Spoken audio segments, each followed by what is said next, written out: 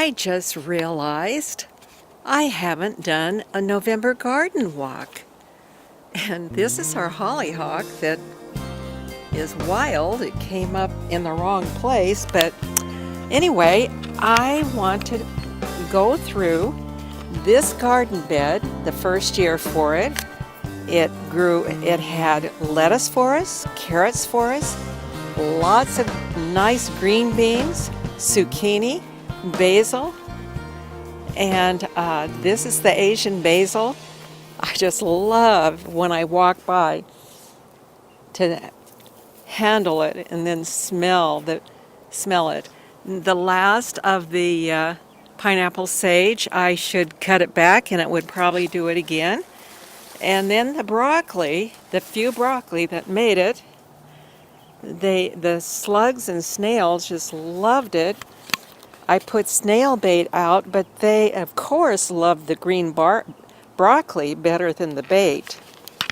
So, but I'm going to have some broccoli, I'm sure.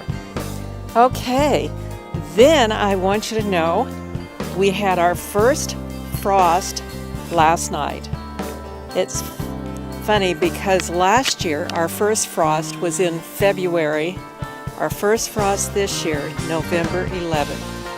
And it took out my second crop of beans that I had in here. I picked enough for quite a few meals, and then I came out and pulled the vines. I've been eating them as I did it, and then there was a couple left. I'll save for later, I guess. We pulled one of the tomatoes this also today.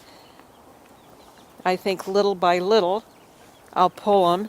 They didn't freeze. It takes a harder freeze to get tomatoes. The peppers, eggplants, they'll go first. And this is what we thought we'd save and let get ripe. But also I picked ripe tomatoes and took them in the house and actually cooked some into my dinner today. So we've got 3 more to pull, and then the volunteer tomato will finally go. And I need to cut back the lavender again. I pulled one of the peppers, and then when I was picking all of the rest of the peppers, which I got quite a few, I decided that they might just, they weren't as frozen as I thought, but the eggplant needs to come out, and I just picked myself some ripe strawberries, and that's about it for my garden. So it's come to the end, and it's been a nice garden. For an old lady, I think we had some nice food out of it. And of course, this is the parsley. It's a biennial, so next year it'll go to seed. And there's, I don't know if you can see the little chickens out. We brought them out just about as early as we always do. They're pretty well feathered. The place where we get them have about 23 varieties. They're not what, if you're thinking I picked them out of one of those, like the big water troughs that they have in hard farm stores. They're not like that. They're delivered from a local hatchery, and they come into this feed store every Thursday, I think.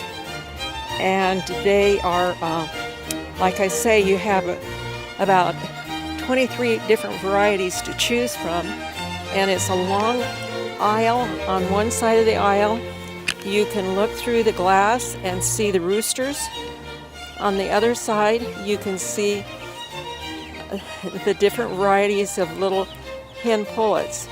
And from what I can gather, every Thursday they have a shipment that comes in, which means when I picked up the chicks, probably the littlest one that I called Dot was the youngest one. She could have been 3 days old. but the others could have been a week, 10 days old when I got them. So as far as I can see, I don't know if you're seeing them through here, but they're pretty well feathered out. And as soon as they work through this clover once, they've got a little bit more, they'll go down in their permanent home. I think they're big enough to do that.